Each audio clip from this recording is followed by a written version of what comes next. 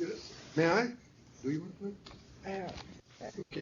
No, coming back to the energy question, and Ambassador, President Lula usually compares biofuels saying with bad cholesterol and good cholesterol, being the good one, the Brazilian one, sure, made of sugar, ethanol made of sugar cane, and the bad one, the corn ethanol the United States produces. Is the U.S. prepared at a certain point to I don't abandon is a strong word, to reduce the production of ethanol from corn and accept more ethanol from sugarcane exported from Brazil? The famous question of the tax on right. Brazilian ethanol. Well, I think without getting into a debate on cholesterol, I think what is clear is that we both agree that biofuels development is important, and I think we both agree that we want to see greater development done in a way that does not affect the environment, or its impact on the environment is minimal, regardless of the type of biofuel production, and that it's also done in a way that is socially responsible. So I think that's the spirit of one of the aspects of the Memorandum of Understanding that you alluded to earlier. I think the other is a desire to commoditize, to try to see biofuels become a global commodity, which would help stimulate its production not only in our hemisphere but in other parts of the world, and that there need to be standards that are developed so that it can be done in a way that is predictable. Without getting into the issue of domestic legislation, I think generally what you see is a spirit where we believe that the development is important, and that we see that there's tremendous future.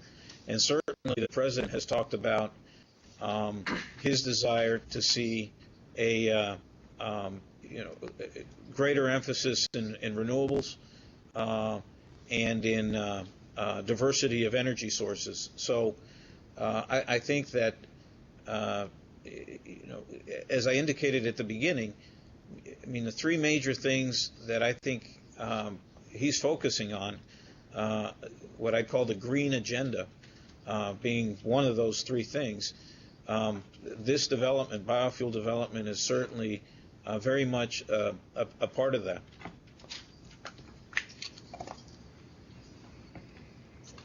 May I follow?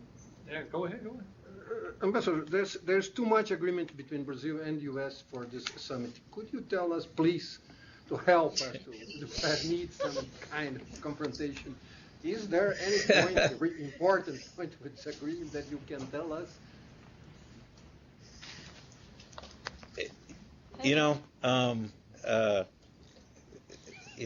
I wish I could. I wish I could satisfy you, but the good news is that or the bad news for you, I'm not sure, is that we've been working very hard to try to create an environment where there'll be good exchanges. I'm sure they'll be candid and frank to address these issues that we're talking about in the summit. The themes of the summit. And I think, frankly, a lot of the preparatory work is directly attributable to the hard work that many of the countries in the hemisphere have committed to the process. And certainly Brazil has been one of the strongest in working the preparations for the meeting. So I think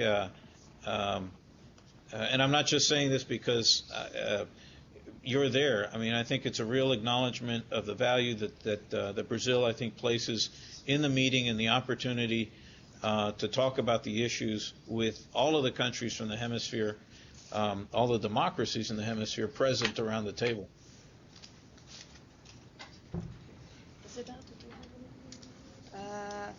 Hi, Ambassador. Is there any bilateral meeting in the schedule, in Obama's schedule? Right now, as I said, his schedule is being finalized, and the schedule is it starts with the opening on Friday night, and then there are the plenary sessions on Saturday, and then there's a retreat on Sunday. So there's quite a bit of work on trying to determine the meetings that he will have on the margins of those formal meetings that are taking place. So that's not yet been finalized. Okay, thank you. Mm-hmm. Any other questions from São Paulo or Brasilia at this time? Can you identify yourself? My name is Claudia. I'm from Cantil. What's going to be the big news on this summit? Claudia from? We've lost sound. His politics for America, for the American continent. What is the main issue? Well, I mean, certainly this is President Obama's first trip into the Caribbean.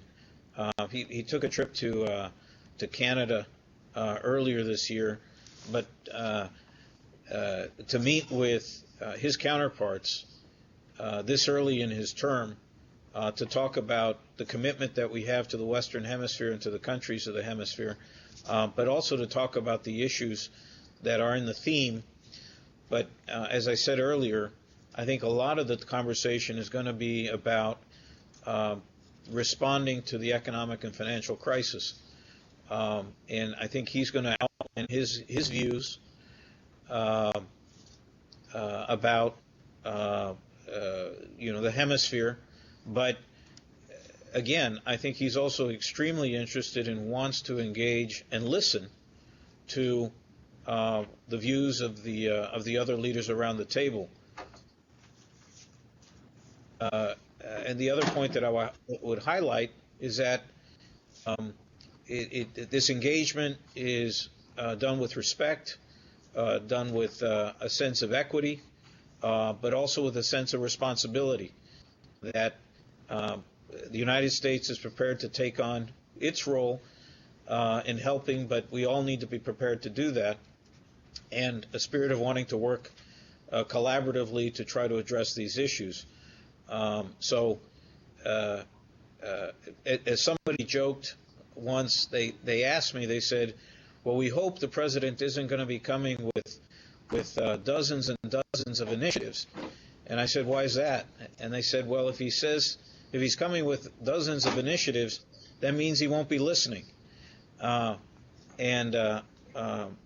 I think the point is he's going to focus on the points that I've been covering, but again, it's an opportunity to engage in a constructive dialogue with all of the leaders around the table.